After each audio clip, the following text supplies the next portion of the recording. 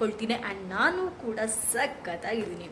And ನೀವೆಲ್ಲ ಚೆನ್ನಾಗಿರ್ಬೇಕು, ನೀವೆಲ್ಲ ಚೆನ್ನಾಗಿದೆ, ನಾವು ಕೂಡ ಚೆನ್ನಾಗಿದ್ದಂಗೆ. ಎಸ್, ಇವತ್ತು ಆ್ಯಸ್ ಯೂಶುವಲ್ 4:30ಗೆ ಅಲಾರಾಮ್ ಇಟ್ಟು ಎದ್ದಿದ್ದು 5:15. ಆ್ಯಕ್ಚುಲಿ 3:15ಗೆ ಎದ್ದೇಳಬೇಕು ಅಂದ್ಕೊಂಡವಳು ಎದ್ದಿದ್ದು 5:15 ಆಗಿತ್ತು. 5:15ಗೆ ಇದು ಫ್ರೆಶ್ ಅಪ್ ಆಗಿ ಇವತ್ತು ಆಫೀಸಿಗೆ ಐ ಥಿಂಕ್ 7:04ಗೆ ಹೋಗಿದೆ. ಇವತ್ತು 4 ಮಿನಿಟ್ಸ್ ಲೇಟ್ ಆಗಿಬಿಟ್ಟಿತ್ತು. ಅದಾದಮೇಲೆ ಇವತ್ತು ಬಂದು ಮೆಟ್ರೋ ರಿಪೋರ್ಟಿಂಗಿಗೆ ಹೋಗಿದ್ದು. ಮೆಟ್ರೋ ರಿಪೋರ್ಟಿಂಗಲ್ಲಿ ಒಂದಷ್ಟೊತ್ತು GBA ಹತ್ರ ಇದ್ದು, ಅಂದರೆ ಗ್ರೇಟರ್ ಬೆಂಗಳೂರು ಅಥಾರಿಟಿ ಏನಿದೆ ಅಲ್ಲಿದ್ದು. ಅದಾದ ನಂತರ KR ಮಾರ್ಕೆಟ್ ಇದೆ ಅಲ್ಲಿ, ಅಂದರೆ ಸೇಫ್ ಬೆಂಗಳೂರು ಕ್ಯಾಂಪೇನ್ ಏನು ನಡೀತಿದೆ, ಅಂದರೆ ರಸ್ತೆ ಬದಿ ಏನು ಒತ್ತುವರಿ ಮಾಡ್ಕೊಂಡಿರ್ತಾರೆ ಆ ಜಾಗವನ್ನು ತೆರವುಗೊಳಿಸುವಂತಹ ಕಾರ್ಯದ ಕುರಿತು ಒಂದಷ್ಟು ಗಲಾಟೆಗಳಾಗ್ತಾ ಇತ್ತು. ಅದಕ್ಕೆ ಸಂಬಂಧಪಟ್ಟಂತಹ ಅಂದರೆ ನಮ್ಮ ನ್ಯೂಸ್ ಚಾನಲಲ್ಲಿ ವಿಡಿಯೋಸ್ನ ತಗೋಬೇಕಿತ್ತು. ಹಾಗಾಗಿ ನಾವು KR ಮಾರ್ಕೆಟಿಗೆ ಹೋಗಿದ್ವಿ. KR ಮಾರ್ಕೆಟಿಗೆ ಹೋಗ್ತಿದ್ದಂಗೆ ಅಲ್ಲಿ ಸುಮಾರು ಒಂದು 30 ಅಂಗಡಿಗಳಿದ್ದಾವೆ. ಆ 30 ಅಂಗಡಿಗಳ ಅಂಗಡಿಗಳು ಏನು ಜಾಗವನ್ನು ಒತ್ತುವರಿ ಮಾಡ್ಕೊಂಡಿತ್ತು ಅದನ್ನು ತೆರವುಗೊಳಿಸುವಂತಹ ಕಾರ್ಯವನ್ನು ಇವತ್ತು KR ಮಾರ್ಕೆಟಲ್ಲಿ GBA ಪ್ರಾಧಿಕಾರದವರು ಮಾಡ್ತಾ ಇದ್ರು. ಸೊ ಅಲ್ಲಿ ಏನಾಗಿದೆ ಅಂದರೆ, ಇವತ್ತು ತೆರವುಗೊಳಿಸ್ತಿರುವಂತಹ ಜಾಗದಲ್ಲಿ ಸುಮಾರು 30ಕ್ಕಿಂತ ಹೆಚ್ಚಿನ ಅಂಗಡಿಗಳಿದಾವೆ, ಅಂದರೆ 30ರಿಂದ 35 ಅಂಗಡಿಗಳಿದಾವೆ. ಸೊ ಅದರಲ್ಲಿ 18 ಅಂಗಡಿಗಳಿಗೆ ಲೈಸೆನ್ಸ್ ಇದೆ. ಇನ್ನು 12 ಅಂಗಡಿಗಳು ಲೈಸೆನ್ಸ್ಗೆ ಅಪ್ಲೈ ಮಾಡಿದಾವೆ. ಅದಕ್ಕೋಸ್ಕರ ಕೋರ್ಟಲ್ಲಿ ಕೇಸ್ ಕೂಡ ನಡೀತಾ ಇದೆ. ಅಂಡ್ ಅಲ್ಲಿರುವಂತಹ ಜನ 2002ರಿಂದ ಲೈಸೆನ್ಸ್ಗೋಸ್ಕರ, ಅಂದರೆ ಅಲ್ಲಿ ವ್ಯಾಪಾರ ಮಾಡೋದಕ್ಕೋಸ್ಕರ ಪರ್ಮಿಷನ್ನ ಕೇಳ್ಕೊಂಡೇ ಬಂದಿದ್ದಾರೆ. ಅದಿನ್ನೂ ಸ್ಟಿಲ್ 23 to 24 ಇಯರ್ಸ್ ಇನ್ನೂ ಅದು ಕೇಸ್ ನಡೀತಾನೆ ಇದೆ. ಕೋರ್ಟಲ್ಲಿ ಅವಾಗಿಂದನೂ ಇದೆ. ಸೊ ಅಲ್ಲಿರುವಂತಹ ಅಷ್ಟು ವ್ಯಾಪಾರಿಗಳು ತಮ್ಮ ಜೀವನಾಧಾರಕ್ಕೆ ನಂಬ್ಕೊಂಡಿರುವಂಥದ್ದೇ ಬೀದಿ ಬದಿ ವ್ಯಾಪಾರಿಗಳು. ಅವ್ರು ಹೇಳೋದು ಏನಂದ್ರೆ, ಅಂದರೆ ನಾವು ಕೇಳಿದ್ವಿ, ಜಸ್ಟ್ ಸರ್ಕಾರ ಏನಾದರೂ ಬೇರೆ ಪರ್ಯಾಯ ವ್ಯವಸ್ಥೆಯನ್ನು ನಿಮ್ಗೆ ಮಾಡಿಕೊಟ್ಟಿದ್ಯಾ ಅಥವಾ ಬೇರೆ ಕಡೆ ಜಾಗವನ್ನು ಕೊಟ್ಟಿದ್ದಾರಾ ಅಥವಾ ನಿಮ್ಗೇನಾದರೂ ಬೇರೆ ಥರ ಫೆಸಿಲಿಟೀಸ್ ಕೊಟ್ಟಿದ್ದಾರಾ ಅಂತ ಕೇಳಿದ್ಕೆ ಅವ್ರು ಹೇಳಿದ್ದಿಷ್ಟೇ, ನಮಗೆ ಬೇರೆಲ್ಲೂ ಒಂದು ಅವಕಾಶವನ್ನ ಕೊಟ್ಟಿಲ್ಲ. ಅವಕಾಶ ಕೊಟ್ಟರು ಯಾವುದೋ ಒಂದು ಜನ ಇಲ್ದಿರುವಂತಹ ಪ್ರದೇಶಕ್ಕೆ ನಮ್ಮನ್ನ ಸ್ಥಳಾಂತರ ಮಾಡಿದ್ರೆ ನಮ್ಮ ಜೀವನದ ಪರಿಸ್ಥಿತಿ ಏನು? ನಾವು ನಮ್ಮ ಜೀವನಕ್ಕೆ ಇದೇ ರಸ್ತೆ ಬದಿ ವ್ಯಾಪಾರವನ್ನ ನಂಬ್ಕೊಂಡಿದೀವಿ. ಇವತ್ತು ಇದನ್ನೇ ಬದುಕೊಂಡು ನಮ್ಮ ಇಡೀ ಕುಟುಂಬವನ್ನ ನಿರ್ವಹಣೆ ಮಾಡ್ತಾ ಇದೀವಿ.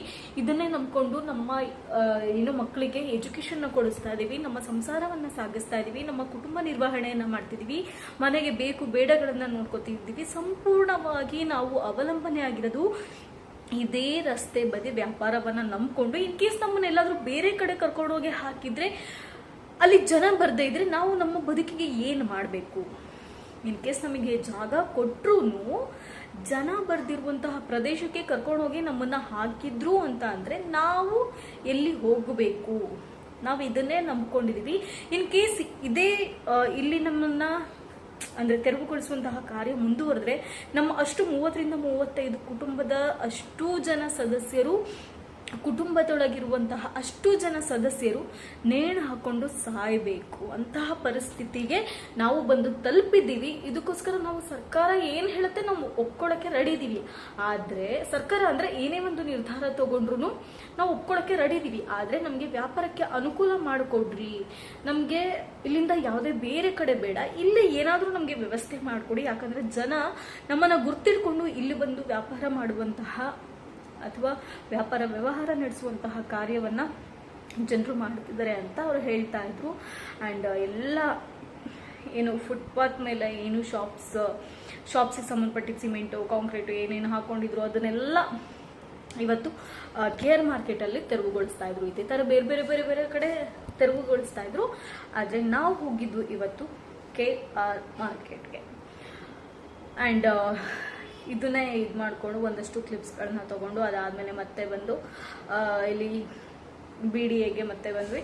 ಅಲ್ಲಿ ಬಂದು ಏನು ಆಯುಕ್ತರಿದ್ದಾರೆ ಅಂದರೆ ಮೋಹನ್ ಸರ್ ಏನಿದ್ದಾರೆ ಅವ್ರನ್ನ ಭೇಟಿ ಮಾಡಿಕೊಂಡು ಅವ್ರ ಹತ್ರ ಬೈಟ್ಗಳು ತಗೊಂಡು SIR ಬಗ್ಗೆ ಒಂದಷ್ಟು ವಿಚಾರಿಸ್ಕೊಂಡು ಇದೇ ಈ ರಸ್ತೆ ಬದಿ ವ್ಯಾಪಾರಿಗಳ ಕುರಿತಾಗಿ ಒಂದಷ್ಟು ವಿಚಾರಿಸ್ಕೊಂಡು ಅದರದಷ್ಟು ಕಂಪ್ಲೀಟ್ಸ್ ವಿಡಿಯೋಗಳನ್ನ ತಗೊಂಡು ಆಮೇಲೆ ಊಟ ಹೋಗಿ ನಾನೇನು ಊಟ ಮಾಡಲಿಲ್ಲ, ಸೊ ಅದಾದಮೇಲೆ ಆಫೀಸಿಗೆ ಬಂದು ಆಫೀಸಲ್ಲಿ ಏನು ಸ್ಕ್ರಿಪ್ಟ್ ರೆಡಿ ಮಾಡ್ಕೊಡ್ಬೇಕಿತ್ತು ಸ್ಕ್ರಿಪ್ಟನ್ನು ರೆಡಿ ಮಾಡಿಕೊಂಡು ಆ್ಯಂಡ್ ಕರೆಕ್ಷನ್ ಮಾಡಿಸ್ಕೊಂಡು ಇವತ್ತು ಸ್ವಲ್ಪ ಬೇಗ ಮನೆಗೆ ಬಂದಿದ್ದಾಯ್ತು. ಸೊ ಇವತ್ತು ಏನೇನು ಮಾಡಿದೆ ಅನ್ನೋವಂಥದ್ದನ್ನು ಒಂದಷ್ಟು ವೀಡಿಯೋಸ್ಗಳನ್ನ ಹಾಕ್ತೀನಿ, ನೋಡ್ಕೊಬನ್ನಿ. ಅದು ಲೈಕ್ ಇವತ್ತಿನ ಇಂಟರ್ನ್ಶಿಪ್ ಡೇನಲ್ಲಿ ಏನೇನು ಮಾಡಿದೆ, ನಾನು ಇಲ್ಲಿಗೆ ಹೋಗಿದ್ದೆ, ಏನು ಎತ್ತ ಅನ್ನೋದನ್ನು ಒಂದಷ್ಟು ವೀಡಿಯೋಗಳನ್ನ ಹಾಕ್ತೀನಿ. ಹಾಗೆ KR ಮಾರ್ಕೆಟಲ್ಲಿ ಹೆಂಗೆ ಅಲ್ಲಿ ಒತ್ತುವರಿ ತೆರವು ಕಾರ್ಯಾಚರಣೆ ಹೇಗೆ ನಡೀತಿತ್ತು ಅನ್ನೋದನ್ನು ಒಂದಷ್ಟು ನೋಡ್ಕೊಬನ್ನಿ. ಸರಿ ಸರಿ ಸರಿ ಸರಿ ಸರಿ ಇದು ಸರ್ಕಲ್ ಸರ್ಕಲ್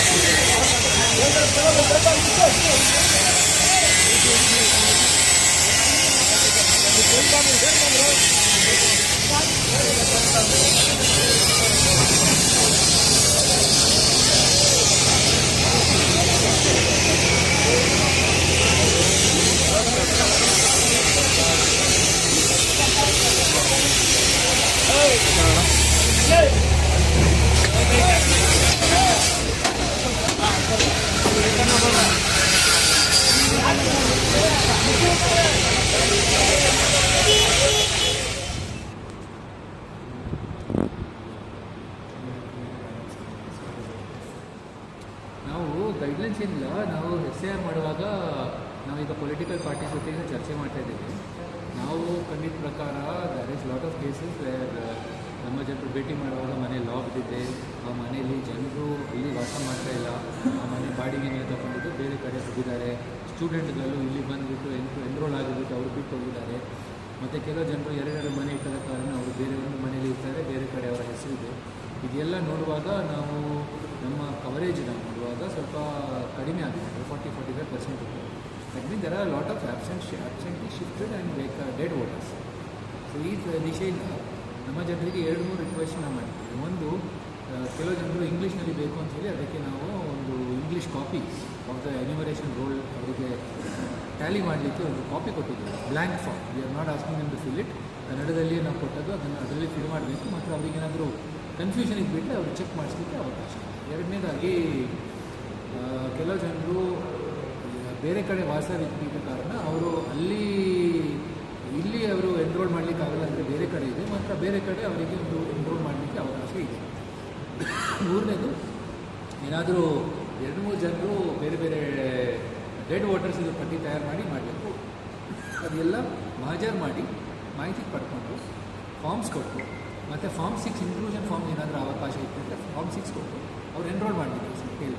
ಯಾಕಂದರೆ ಕೆಲವು ಜನರು ಅಲ್ಲಿಗೆ ಹೋಗುವಾಗ ನಮ್ಮ BLO ಬೇರೆ ಕಡೆ ಅವರ ಮನೆ ಅದೇ ವಾರ್ಡ್ನಲ್ಲಿ ಅಥವಾ ಅಡಿಯಕ್ಕೆ ಲೆಜಿಸ್ಲೇಟಿವ್ ಅಸೆಂಬ್ಲಿ ಕಾನ್ಸ್ಟಿಟ್ಯೂನ್ಸಿ ಇದ್ದರೂ ಸಹ ಅವ್ರು ಹೇಳ್ತಾರೆ ಇಲ್ಲಿ ನನ್ನ ಹೆಸರಿತ್ತು, ನನಗೆ ಹೋಯಿತು ಅಂತೇಳಿ. ಅದಕ್ಕೆ ನಾನು ವಿಶೇಷವಾಗಿ ಎಲ್ಲರ ಗಮನ ಇಷ್ಟೇ ತರ್ತಾ ಇದ್ದೀನಿ, ಎಲ್ಲಿ ವಾಸ ಮಾಡ್ತಾರೆ ordinary resident under the act is the place where they are staying.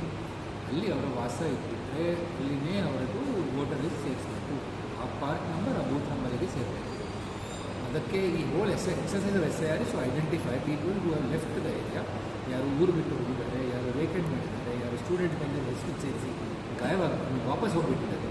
ಮತ್ತು ಇದೇ ಥರ ಬೇರೆ ಬೇರೆ ರಾಜ್ಯದಲ್ಲಿ ಬೇರೆ ಬೇರೆ ಸಿಟಿ ಪಟ್ಟಣಗಳಲ್ಲಿ ಸಹ ಇದೇ ಥರ ನಾವು ನೋಡುವಾಗ ಸಾಕಷ್ಟು ಈ ಥರ ಇನ್ಮೈಗ್ರೇಷನ್ ಔಟ್ಮೈಗ್ರೇಷನ್ ಇದ್ದ ಕಾರಣ ಸಿಟೀಸ್ನಲ್ಲಿ ಸ್ವಲ್ಪ ಸಮಸ್ಯೆ ಕಡಿಮೆ ಆಗ್ತಾಯಿದೆ. ಸೊ ನಮ್ಮ ಫೋಕಸ್ ಏನು, ಫಸ್ಟ್ ಎನ್ಯುಮರೇಷನ್ ಫಾರ್ಮ್ ಕೊಡೋದು, ಆಮೇಲೆ ಅಪ್ಲಿಕೇಶನ್ ಪಡ್ಕೊಂಡು ಆಮೇಲೆ ಕ್ಲೇಮ್ಸ್ ಆ್ಯಂಡ್ ಅಬ್ಜೆಕ್ಷನ್ ಡೀಲ್ ಮಾಡಲಿಕ್ಕೆ ಕ್ರಮ ತಗೊಳ್ಳಿ. ಸರಿ, ಇವಾಗ ಎನ್ಕ್ರೋಚ್ಮೆಂಟ್ ಅದರಿಂದ ಡೆಬ್ರಿಸ್ ಎಲ್ಲ ಎಲ್ಲಿ ತಗೊಳ್ಳೋದು? ಎನ್ಕ್ರೋಚ್ಮೆಂಟ್ ಡೆಬ್ರಿ ಈಗ ಲೋಕಲ್ ಮಟ್ಟದಲ್ಲಿ ಅರೇಂಜ್ಮೆಂಟ್ ಮಾಡ್ತಾರೆ. ಆಮೇಲೆ ಅದನ್ನು either they will send it to the dump yard ಅಥವಾ they will dispose it. Dump yard ಕಸಾನೇ ಹಾಕ್ಬಾರ್ದು. ಅಕ್ಟೋಬರ್ 26 ಯಾವುದು ಅಕ್ಟೋಬರ್ 25ನೇ ತಾರೀಕಿಂದ ಇಲ್ಲೇ ಇಷ್ಟ ಕಸನ ಸಂಸ್ಕರಣ ಮಾಡಬೇಕು ಅಂತ ಏನೋ ಸುಪ್ರೀಂ ಕೋರ್ಟ್ ಆರ್ಡರ್. ಕಸಾನೇ ಡಂಪ್ ಯಾರ್ಡ್ ಇಲ್ಲ ಅಂತ ಸುಪ್ರೀಂ ಕೋರ್ಟ್ ಆರ್ಡರ್ ಇದೆ. Will always follow the guidelines of Supreme Court. ಅದು ಆಧಾರ ಮೇಲೆ ಏನು ಮಾಡ್ತೀವಿ sir? find a solution. We are planning an integrated waste management facility with the Karna. We think that will solve most of the issues, but we will wait for the decision. ಅಂದರೆ basically ಕಸ ತಗೊಂಡ್ಬಿಟ್ಟು ಅದನ್ನು segregate ಮಾಡೋದು, ಅದನ್ನು ಬೇರೆ ಬಯೋಮಿಥನೇಷನ್ ಅಥವಾ energy waste to energy ಮಾಡಿಕೊಂಡು ಇನರ್ಟ್ಸ್ ಮಾತ್ರ ನಾವು ಹಾಕ್ಲಿಕ್ಕಾಗ್ತದೆ. ಬೇರೆ ಯಾವುದು ವೆಟ್ ವೇಸ್ಟ್ ಅಥವಾ ಮಿಕ್ಸ್ಡ್ ವೇಸ್ಟನ್ನು ನಾವು ನಮ್ಮ ಕಾರ್ಡ್ನಲ್ಲಿ ಹಾಕಬಾರ್ದು ಅಂತ ಹೇಳಿ ಅದೇ ಪ್ಲಾನ್. ಬೆಂಗಳೂರಿನಲ್ಲಿ 6000 ಕಿಲೋಮೀಟರ್ಸ್ ಮೇನ್ ರೋಡ್ಸಲ್ಲಿ ಫುಟ್ಪಾತ್ ಇದೆ. It is possible, but that is ಹೊಸ ಏರಿಯಾಸ್ ಏನು ಜಾಯಿನ್ ಆಗಿದೆ ಅದು ಸಿಟಿಗೆ. ಅಲ್ಲಿ ರೋಡ್ ಮಾಡುವಾಗ ಫಸ್ಟ್ ಫೋಕಸ್ ರೋಡ್ನಲ್ಲಿ ಇತ್ತು. ಈಗ ಎಲ್ಲ ಕಡೆ ನಾವು ಒಂದು ಪದ್ಧತಿ ಮಾಡಿಕೊಂಡು ಫುಟ್ಪಾತ್ಸನ್ನ ಇಂಪ್ರೂವ್ ಮಾಡಿಸಿ ಕ್ರಮ ತಗೊಳ್ಳೋದಕ್ಕೆ ಹೇಳ್ತಾ ಇದ್ದೀವಿ. Right to pedestrian friendly city ಅಂತ ಹೇಳಿ ನಾವು ಪ್ರಯತ್ನ ಮಾಡ್ತಾ ಇದ್ದೇವೆ. ಅದಕ್ಕೆ ಏನೆಲ್ಲ ಮಾಡ್ಬೋದು, we are trying our best to ensure ಈ ಸಿಟಿ ಮೇಲೆ ಜನರು ನಡೀಬೋದು ಆ್ಯಂಡ್ ಅದರ ಪ್ರಕಾರನೇ ಕೆಲಸ ಮಾಡ್ಬೋದು. ಮಾತ್ರ ಕೆಲವು ಒತ್ತುವರಿ ನಾವು ಮಾಡ್ತೀವಿ.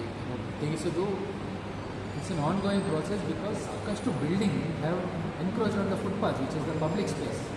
ಸೊ ಅದನ್ನು ಫಸ್ಟ್ ತೆಗಿಬೇಕು. ನಾನೇ 2-3 ಕಡೆ ನಡೆಯುವಾಗ ಬ್ಯಾರಿಯರ್ ಅವರೇ ಅವರ ಮಟ್ಟದಲ್ಲಿ ಹಾಕಿಬಿಟ್ಟಿದ್ದಾರೆ. ಎಲ್ಲ ಸರಿಪಡಿಸ್ತಿದ್ದಾರೆ.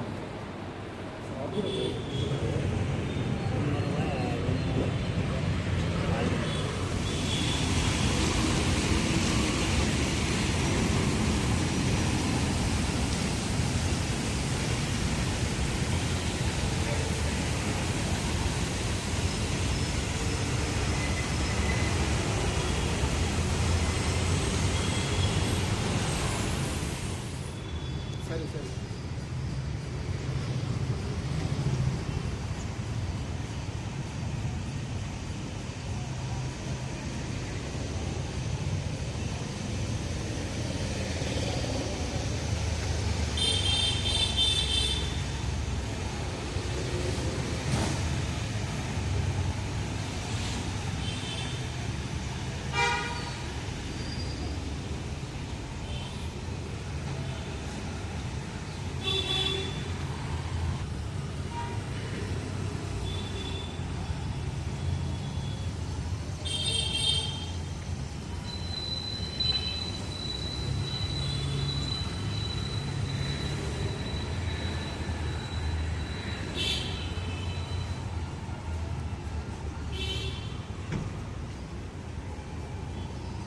ಟೀ ಆಯಿತಾ?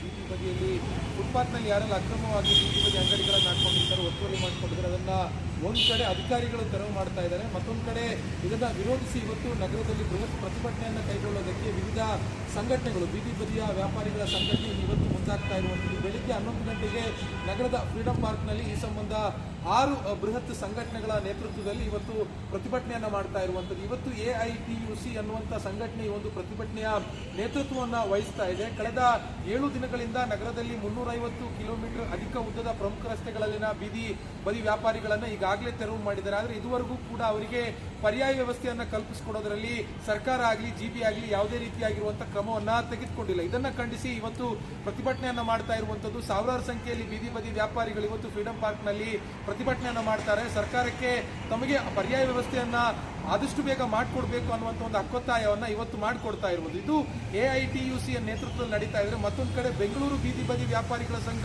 ಈ ಒಂದು ಪ್ರಕರಣವನ್ನು ಇಟ್ಕೊಂಡು ಹೈಕೋರ್ಟ್ ಮೆಟ್ಟಿಲೇರಿದ್ದಕ್ಕೂ ಕೂಡ ಈಗಾಗಲೇ ನಿರ್ಧಾರವನ್ನು ಮಾಡಿರುವಂಥದ್ದು. ಈ ಹಿಂದೆ ಸುಪ್ರೀಂ ಕೋರ್ಟ್ ಕೊಟ್ಟಿರುವಂಥ ಆದೇಶ ಏನಿತ್ತು, ಆದೇಶದಲ್ಲಿ ಸ್ಪಷ್ಟವಾಗಿ ಹೇಳಲಾಗಿದೆ, ಅಂದರೆ ತೆರವು ಮಾಡೋ ಹಾಗಿಲ್ಲ, ಸ್ಥಳಾಂತರ ಮಾಡಬೇಕು ಅಂತ. ಆದರೆ GB ಅಧಿಕಾರಿಗಳು, 5 ನಗರ ಪಾಲಿಕೆ ಅಧಿಕಾರಿಗಳು ತೆರವು ಕಾರ್ಯಾಚರಣೆಯನ್ನು ಮಾಡಿದರೆ, ಅದು ಇದುವರೆಗೂ ಕೂಡ ಅವರಿಗೆ ಪರ್ಯಾಯ ಅಂದರೆ ಸ್ಥಳಾಂತರ ಮಾಡಿ ಪರ್ಯಾಯ ವೆಂಡಿಂಗ್ ಝೋನ್ಗಳನ್ನು ನಿರ್ಮಾಣ ಮಾಡಿಕೊಟ್ಟಿಲ್ಲ. ಈ ಹಿನ್ನೆಲೆಯಲ್ಲಿ ನಾವು ಹೈಕೋರ್ಟ್ಗೆ ರಿಟ್ ಅರ್ಜಿಯನ್ನು ಕೂಡ ಹಾಕ್ತೀವಿ ಅಂತ ಮತ್ತೊಂದು ಸಂಘಟನೆ ನಿರ್ಧಾರ ಮಾಡಿರುವಂಥದ್ದು. ಆದರೆ ಬೆಂಗಳೂರು ಬೀದಿ ಬದಿ ವ್ಯಾಪಾರಿಗಳ ಸಂಘ ಇವತ್ತಿನ ಈ ಒಂದು ಪ್ರತಿಭಟನೆಯಲ್ಲಿ ಭಾಗಿಯಾಗ್ತಾ ಇಲ್ಲ. AITUC ಜೊತೆ ಇರುವಂಥ 6 ಸಂಘಟನೆಗಳು ಮಾತ್ರ ಇವತ್ತಿನ ಪ್ರತಿಭಟನೆಯಲ್ಲಿ ಭಾಗಿಯಾಗ್ತಾ ಇರುವಂಥದ್ದು. ಶರ್ಮಿಕಾ,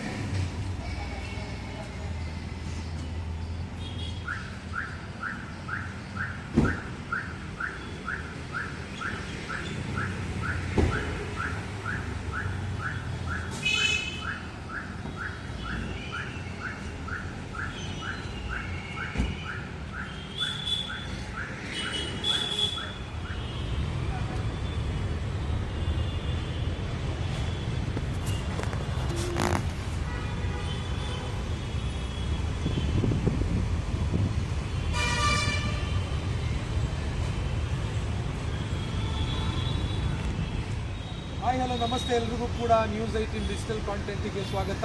ನಾನು ಆಸಿಫ್ ಮುಲ್.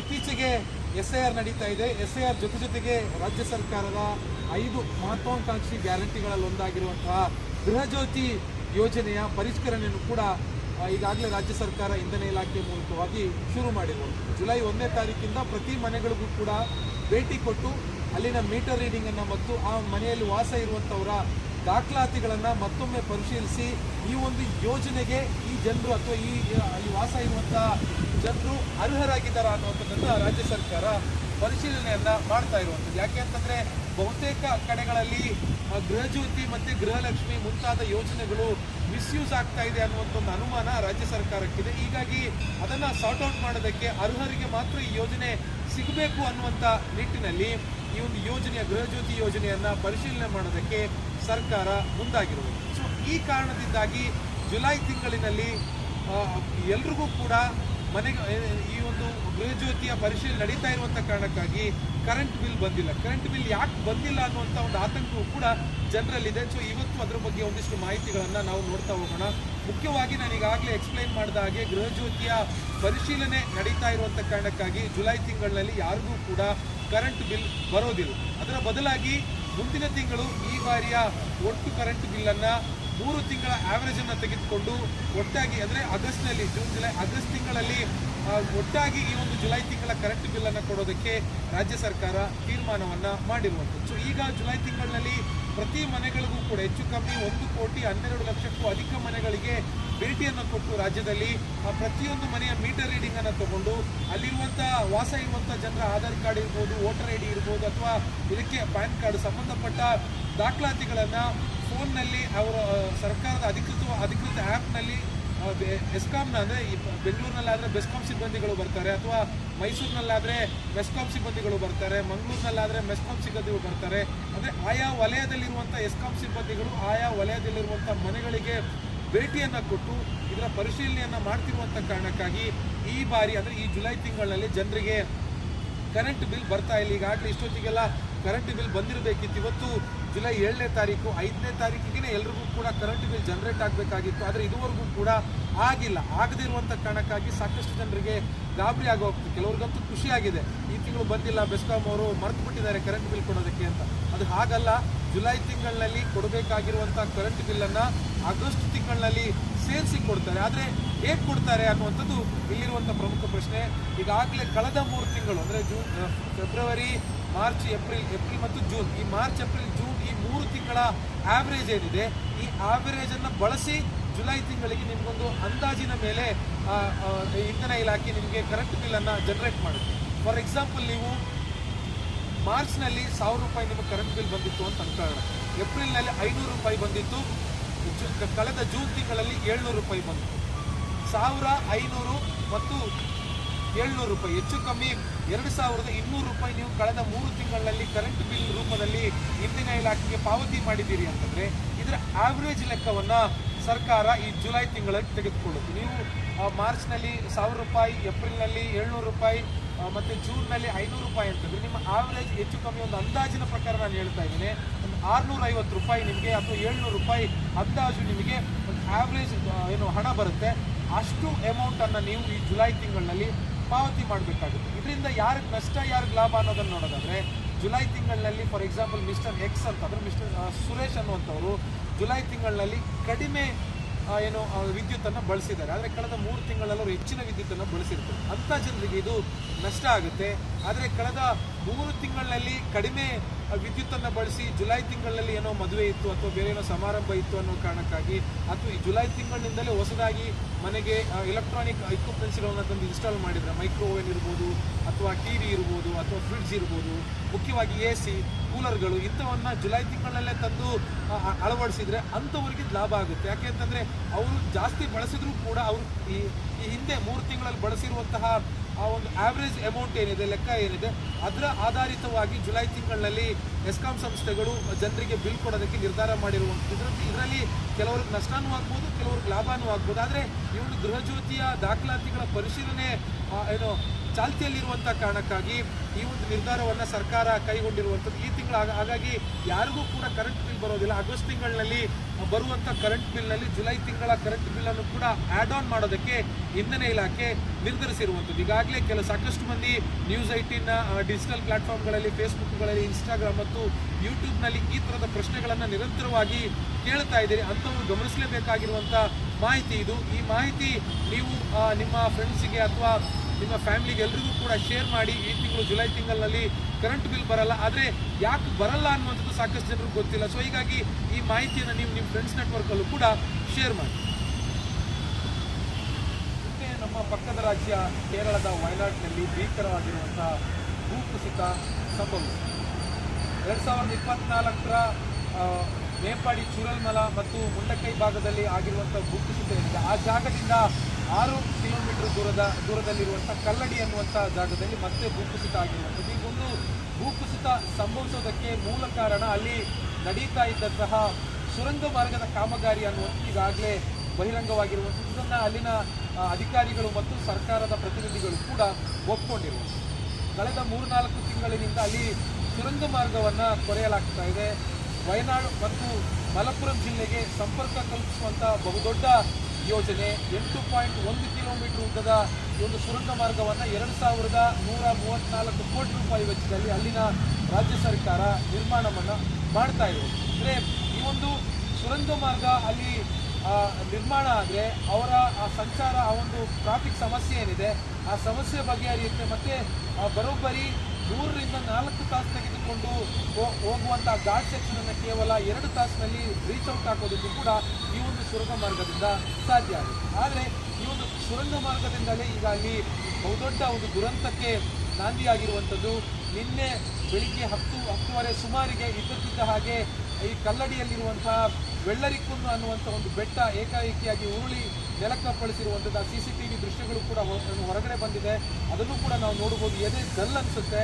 ನೇರವಾಗಿ ಮೇಲೆಯಿಂದ ಕಲ್ಲು, ಮಣ್ಣು, ಬಂಡೆಗಳ ಜೊತೆ ಉರುಳಿ ಬಂದಿರುವಂಥ ಬೆಟ್ಟ ಕೆಳಭಾಗದಲ್ಲಿರುವಂತಹ ಟ್ಯಾಂಕರ್ಗಳನ್ನು ಒಡೆದು ಉರುಳಿಸಿರುವಂಥದ್ದು, ಬಸ್ಸನ್ನು ಎತ್ತಿ ನೇರವಾಗಿ ಮೀನಾಕ್ಷಿ ಪಕ್ಕದಲ್ಲಿರುವಂಥ ಮೀನಾಕ್ಷಿ ನದಿಗೂ ಕೂಡ ಎತ್ತಿ ಹಾಕಿರುವಂಥದ್ದು. ಆ ಒಂದು ಗುಡ್ಡ ಮಣ್ಣು ಮತ್ತು ಮರಳು ಬಂಡೆಗಳೆಲ್ಲವೂ ಕೂಡ ಉರುಳಿ ಬಂದು ಮನುಷ್ಯರ ಮೇಲೂ ಕೂಡ ಅಪ್ಪಳಿಸಿ ಎದ್ದು ಬಿದ್ದು ಅಂತ ಅಲ್ಲಿರುವಂಥ ಸಾರ್ವಜನಿಕರು ಓಡಿರುವಂಥ ದೃಶ್ಯಗಳು ಕೂಡ ನಮಗೆ ಸಾಮಾಜಿಕ ಜಾಲತಾಣಗಳಲ್ಲಿ ವೈರಲ್ ಆಗಿದೆ. ನಾವು ಕೂಡ ಅದನ್ನು ನೋಡ್ಬೋದು. ಆದರೆ ಈಗಿರುವಂಥ ಪ್ರಶ್ನೆ ಏನು ಅಂತಂದರೆ, ಈ ಒಂದು ಭೂಕುಸಿತ, ಈ ಒಂದು ಭೀಕರವಾಗಿರುವಂಥ ದುರಂತ ನಡೆಯುತ್ತೆ ಅನ್ನುವಂಥ ಒಂದು ಮುನ್ಸೂಚನೆ ಈ ಮೊದಲೇ ಸಿಕ್ಕಿತ್ತಾ ಅನ್ನುವಂಥ ಪ್ರಶ್ನೆ. ಯಾಕೆ ಅಂತಂದರೆ, ಕಳೆದ ಜೂನ್ ತಿಂಗಳ 20ನೇ ತಾರೀಕು ವಯನಾಡಿನ DC ಆಗಿರುವಂಥ ಮೇಘಶ್ರೀ ಅವರು ಈ ಒಂದು ಟನಲನ್ನು, ಈ ಸುರಂಗ ಮಾರ್ಗವನ್ನು ಕೊರೀತಾ ಇರುವಂಥ ಖಾಸಗಿ ಸಂಸ್ಥೆಗೆ ಮತ್ತು KRCL Konkan railway corporation limited ಕೇಂದ್ರ ಸರ್ಕಾರದ ಅಧೀನಕ್ಕೆ ಬರುವಂಥ ರೈಲ್ವೆ ಡಿಪಾರ್ಟ್ಮೆಂಟ್ನ ಒಂದು ಸಂಸ್ಥೆ ಇದು. ಸೊ ಈ ಸಂಸ್ಥೆಯವರಿಗೂ ಕೂಡ ಒಂದು ಪತ್ರವನ್ನು ಕೊಟ್ಟಿದ್ರು. ಪತ್ರವನ್ನು ಕೊಡೋದು ಅಂತಂದರೆ ಖಡಕ್ಕಾಗಿರುವಂಥ ಸೂಚನೆಯನ್ನು ಕೊಟ್ಟಿದ್ರು. ಆ ಪತ್ರದಲ್ಲಿ ಏನಿತ್ತು ಅಂತಂದರೆ, ಪ್ರಮುಖವಾಗಿ ಈಗೇನಿಲ್ಲಿ ಕಾಮಗಾರಿಯನ್ನು ಮಾಡ್ತಾ ಇದ್ದೀರಿ, ಇದರಿಂದ ತೆಗೆಯಲಾಗಿರುವಂಥ ಮಣ್ಣು ಮತ್ತು ಅವಶೇಷಗಳನ್ನು ನೀವು ಅದೇ ಜಾಗದಲ್ಲಿ, ಅದೇ ಬೆಟ್ಟದ ವೆಳ್ಳರಿಕುಂಡ್ ಅನ್ನುವಂಥ ಒಂದು ಬೆಟ್ಟ ಗುಡ್ಡ ಏನಿದೆ ಅದರ ತಪ್ಪಲಿನಲ್ಲೇ ಹಾಕಿದ್ದೀರಿ. ಇದು ಮುಂದಿನ ದಿನಗಳಲ್ಲಿ ಮಳೆಗಾಲ ಹೆಚ್ಚಿನ ಪ್ರಮಾಣದಲ್ಲಿ ಮಳೆ ಬಿದ್ದರೆ ಇದು ಕುಸಿಯುವಂಥ ಭೀತಿ ಇದೆ. ಹೀಗಾಗಿ ಇದನ್ನು ತೆರವು ಮಾಡಿ ಅಂತ ಅಲ್ಲಿನ ಖಾಸಗಿ ಸಂಸ್ಥೆಗೆ, ಅಂದರೆ ದಿಲೀಪ್ ಬಿಲ್ಡ್ಕಾನ್ ಅನ್ನುವಂಥ ಒಂದು ಸಂಸ್ಥೆಗೆ ಪತ್ರವನ್ನು ಕೂಡ ಜಿಲ್ಲಾಧಿಕಾರಿಯಾಗಿರುವಂಥ ಮೇಘಶ್ರೀ ಅವರು ಬರೆದಿದ್ರು. ಆದರೆ ಜಿಲ್ಲಾಧಿಕಾರಿಗಳ ಪತ್ರಕ್ಕೆ ಕವಡೆ ಕಾಸಿನ ಕಿಮ್ಮತ್ತನ್ನು ಕೂಡ ಈ ಸಂಸ್ಥೆ ಕೊಟ್ಟಿಲ್ಲ ಅನ್ನುವಂಥದ್ದು ಈ ಒಂದು ಘಟನೆಗೆ ಮೂಲ ಕಾರಣ. ಈ ಒಂದು ಘಟನೆಯಲ್ಲಿ 5 ಸಾವನ್ನಪ್ಪಿದ್ದಾರೆ, 10ಕ್ಕೂ ಅಧಿಕ ಮಂದಿ ಗಾಯಾಳುಗಳಾಗಿ ಮೇಲ್ಪಾಡಿಯ ವಿಮ್ಸ್ ಆಸ್ಪತ್ರೆಯಲ್ಲಿ ಚಿಕಿತ್ಸೆಯನ್ನು ಕೂಡ ಪಡಿತಾ ಇರುವಂಥದ್ದು. ನೂರಾರು ಕೋಟಿ ರೂಪಾಯಿನ ನಷ್ಟಗಳಾಗಿವೆ. ಟ್ಯಾಂಕರ್ಗಳು ಕೊಚ್ಚಿ ಹೋಗಿದೆ. ಖಾಸಗಿ ಬಸ್ಸೊಂದು ನೇರವಾಗಿ ಏನು ಪಕ್ಕದಲ್ಲೇ ಹರಿತಾ ಇದ್ದಂಥ ಮೀನಾಕ್ಷಿ ನದಿಗೂ ಕೂಡ ಬಿದ್ದಿರುವಂಥದ್ದು. ಎಲ್ಲದರ ದೃಶ್ಯಗಳು ನೋಡ್ತಾ ಇದ್ರೆ ಮುಂದಿನ ದಿನಗಳು ಹೇಗಪ್ಪ ಅನ್ನುವಂಥ ಒಂದು ಆತಂಕ ಇದ್ದೇ ಇದೆ. ಅಲ್ಲಿರುವಂಥ ಜನರಿಗೆ ಇನ್ಯಾವ ರೀತಿಯಾಗಿರುವಂಥ ಆತಂಕ ಮತ್ತು ಭೀತಿಯ ವಾತಾವರಣ ಇರಲ್ಲ ಅನ್ನುವಂಥದ್ದು ಈಗಿರುವಂಥ ಪ್ರಶ್ನೆ. ಒಂದೊಮ್ಮೆ ವಯನಾಡಿನ DC ಆಗಿರುವಂಥ ಮೇಘಶ್ರೀ ಅವರು ಕೊಟ್ಟಿರುವಂತಹ ಒಂದು ಪತ್ರವನ್ನು ಅನುಸರಿಸಿ ಕ್ರಮಗಳನ್ನು ತೆಗೆದುಕೊಂಡಿದ್ರೆ ಈ ಒಂದು ಭೀಕರವಾಗಿರುವಂಥ ದುರಂತ ನಡೀತಿರ್ಲಿಲ್ವೇನೋ ಅನ್ನುವಂಥ ಒಂದು ಸಾಧ್ಯತೆಗಳು ಕೂಡ ಐತಿ. ಯಾಕೆ ಅಂತಂದರೆ, ಆ ಒಂದು ಪತ್ರದಲ್ಲಿ ಬಹಳ ಸ್ಪಷ್ಟವಾಗಿ ಬರೆದಿದ್ದಾರೆ, ನೀವು ಮಣ್ಣನ್ನು ಎತ್ತಿ ಮಣ್ಣನ್ನು ಈ ಒಂದು ತಪ್ಪಲಿನಲ್ಲಿ ಹಾಕಬಾರ್ದು. ಹಾಕಿದ್ರೆ ಅಲ್ಲಿ ಮಣ್ಣು ಸಡಿಲ ಆಗುತ್ತೆ, ಅದು ಗುಡ್ಡ ಕುಸಿಯೋದಕ್ಕೂ ಕೂಡ ಕಾರಣ ಆಗುತ್ತೆ ಅಂತ ಬಹಳ ಸ್ಪಷ್ಟವಾಗಿ ಮೇಘಶ್ರೀ ಅವರು NDRF ಮತ್ತು SDRFನ ಸೂಚನೆ ಮೇರೆಗೆ ಪತ್ರವನ್ನು ಬರೆದಿದೆ. ಆದರೆ ಈ ದಿಲೀಪ್ ಬಿಲ್ಡ್ಕಾನ್ ಅನ್ನುವಂಥ ಈ ಸಂಸ್ಥೆ ಏನಿದೆ ಸಂಪೂರ್ಣವಾಗಿ ನಿರ್ಲಕ್ಷ್ಯವನ್ನು ತೋರಿದ್ದಾರೆ. ಅಲ್ಲಿ ತೆಗೆದುಕೊಳ್ಬೇಕಾಗಿರುವಂಥ ಕ್ರಮಗಳನ್ನು ಯಾವುದೂ ಕೂಡ ತೆಗೆದಿಲ್ಲ. ಅಲ್ಲಿ ಕೆಲಸ ಮಾಡುವಂಥ ಸಿಬ್ಬಂದಿಗಳಿಗೆ ಯಾವುದೇ ರೀತಿಯಾಗಿರುವಂಥ ಸೇಫ್ಟಿ ಮೆಷರ್ಮೆಂಟನ್ನು ಕೂಡ ಕೊಟ್ಟಿಲ್ಲ ಅನ್ನುವಂಥದ್ದು ಈ ಒಂದು ಘಟನೆ ಮೂಲಕವಾಗಿ ಸಾಬೀತಾಗಿರುವುದು. ಸದ್ಯಕ್ಕೆ ಈ ಘಟನೆ ನಡೆದಿರುವಂಥ ಹಿನ್ನೆಲೆಯಲ್ಲಿ ಒಂದು ಬಹುನಿರೀಕ್ಷಿತ ಕೇಂದ್ರ ಸರ್ಕಾರದ ಬಹುನಿರೀಕ್ಷಿತ ಸುರಂಗ ಮಾರ್ಗ ಆನಕ್ಕಂಪೊಯಿಲ್, ಕಲ್ಲಡಿ ಮತ್ತು ಮೇಪಾಡಿಗೆ ಸಂಪರ್ಕ ಕಲ್ಪಿಸುವಂಥ ಈ ಒಂದು 8.1 ಕಿಲೋಮೀಟರ್ನ 2134 ಕೋಟಿ ರೂಪಾಯಿ ವೆಚ್ಚದಲ್ಲಿ ಅಲ್ಲಿನ ರಾಜ್ಯ ಸರ್ಕಾರ ನಿರ್ಮಾಣ ಮಾಡ್ತಾ ಇದೆ. ಇದು ಸದ್ಯಕ್ಕೆ ಸ್ಥಗಿತ ಆಗಿದೆ ಕಾಮಗಾರಿ. ಮುಂದಿನ ಆದೇಶದವರೆಗೂ ಕೂಡ ಕಾಮಗಾರಿ ಸ್ಥಗಿತ ಮಾಡೋದಕ್ಕೂ ಕೂಡ ಅಲ್ಲಿನ ಮುಖ್ಯಮಂತ್ರಿಯಾಗಿರುವಂಥ VD ಸತೀಶನ್ ಅವರು ಹೇಳಿರುವಂಥ ಈ ಒಂದು ಘಟನೆಗೆ ಪ್ರಾಥಮಿಕವಾಗಿ ಮುಖ್ಯ ಹೊಣೆ ಹೊತ್ಕೋಬೇಕಾಗಿರುವಂಥದ್ದು KRCL ಮತ್ತು ದಿಲೀಪ್ ಬಿಲ್ಡ್ಕಾನ್ ಅನ್ನುವಂಥ ಖಾಸಗಿ ಸಂಸ್ಥೆ. ಅವರ ಮೇಲೆ ಯಾವ ರೀತಿಯಾಗಿರುವಂಥ ಕ್ರಮವನ್ನು ಅಲ್ಲಿನ ರಾಜ್ಯ ಸರ್ಕಾರ ತೆಗೆದುಕೊಳ್ಳುತ್ತೆ ಅನ್ನುವಂಥದ್ದನ್ನು ನಾವು ಕಾದು ನೋಡಬೇಕಾಗಿದೆ.